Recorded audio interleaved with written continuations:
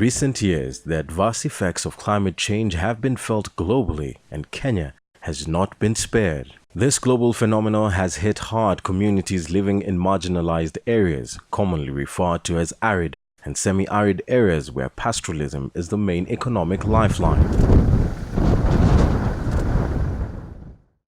Kuna wakati mvua inanyesha mingi, inaleta mafuriko, inaleta maafa, inaleta mashamba sana bebwa na mvua, zinaharibu sana.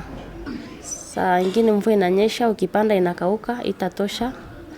Ama pengine mvua inanyesha kabla mahali huko unatarajia. Just like other counties in the country, Isiolo has also faced with many disasters. One of them is drought, frequent, persistent, recurrent drought. This has been with us for many years, and even the situation is worsening. Like last year we had a lot of very severe drought.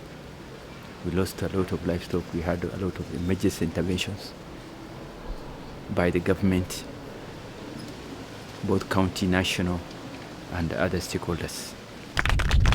In 2011, Partners for Resilience PfR, a consortium of 4 Netherlands-based humanitarian, development and environmental civil society organizations, launched a program aimed at mitigating the effects of climate change and promote application of integrated risk management to strengthen and protect livelihoods of vulnerable communities.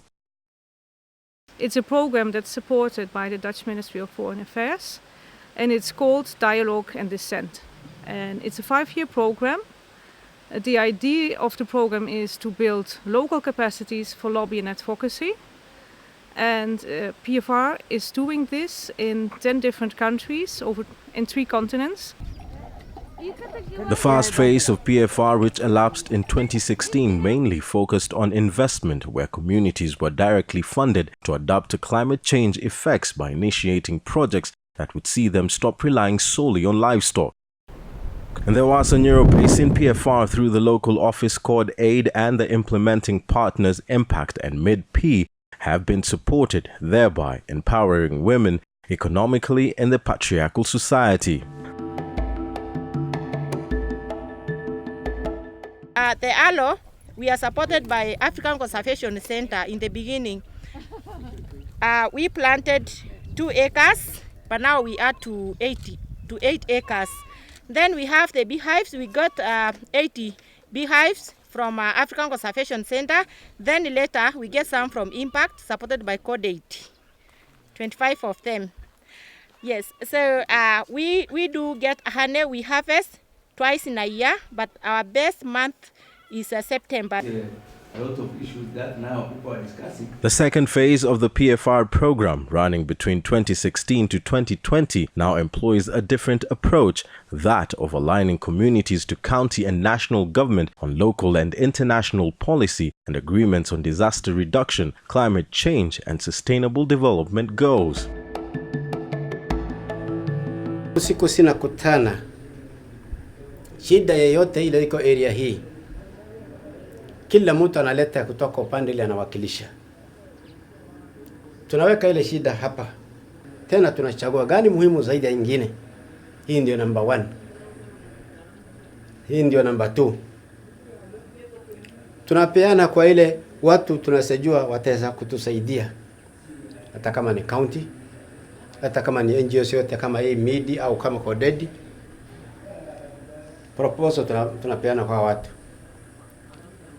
Ile ya kwanza ikichukuliwa ikifanyika, tunafuata ingine. Through the programs, communities have been empowered through capacity building, where they can now register community associations fully recognized by law and use them to source funds directly from the county or national governments and other funding agencies. Subsurface dam tumejaribu kujenga dams 4 ambaye tumesaidiwa na WSTF 2 na 1 ni kutoka CDF na 1 kutoka LWF. Hii area yetu wale watu beneficiary wa hii laga ni watu 3,000. One of the milestones in the PfR2 program have been on legislation of disaster risk management policy and bill at national and county levels. The process of coming up with a bill on disaster management in the counties of Isiolo, Samburu, Laikipia are at an advanced stage.